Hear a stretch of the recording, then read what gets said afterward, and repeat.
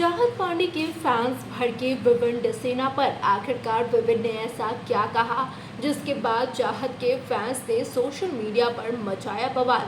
चलिए जानते हैं पूरी अपडेट इस वीडियो में। अगर बात की जाए तो चाहत पांडे और विविन डिसेना के बीच में एक बहुत बड़ा वाकया हो गया।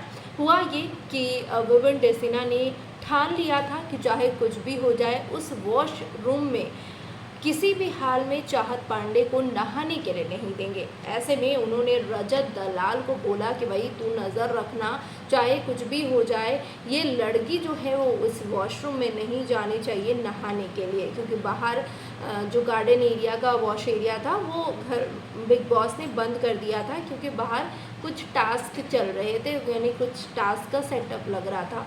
इसलिए घर के अंदर एक ही वॉशरूम था और वहाँ पर चाहत को भी नहाना था।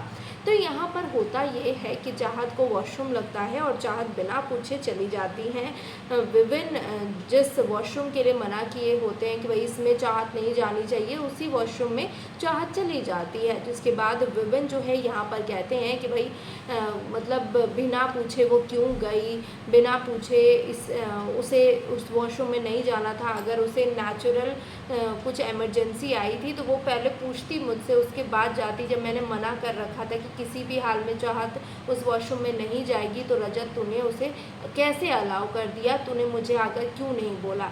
जहाँ पर रजत भी यहाँ पर विवान पर भड़के थे कि भाई किसी का नेचुरल इमरजेंसी कॉल है तो फिर हम उसे कैसे रोक सकते हैं, या फिर हम उससे कैसे एक्सपेक्ट कर सकते हैं कि भाई तुम पहले परमिशन लो उसके बाद तुम वॉशरूम जाना।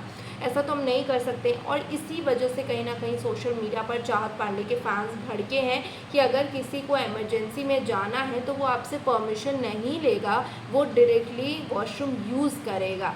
और विविन कोई भी नहीं होते हैं चाहत या फिर किसी भी कंटेस्टेंट को इस तरीके से हुक्म चलाने के लिए और या फिर उस पर हुकूमत चलाएं।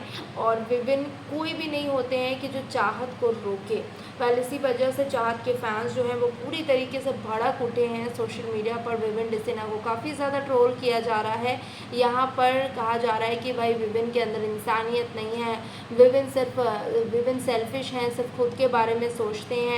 पता नहीं उसे चाहत से क्या परेशानी है, हमेशा चाहत को ही टारगेट करते रहते हैं। क्या चाहत इतनी ज़्यादा स्ट्रांग है कि विविन को कोई और नहीं बल्कि चाहत ही मिलता है हर झगड़े के लिए। तो आपके हिसाब से विविन और चाहत पांडे के इस मामले में कौन गलत और कौन सही है? कमेंट सेक्शन में अपने रिएक्शन ज़रूर शेयर करें।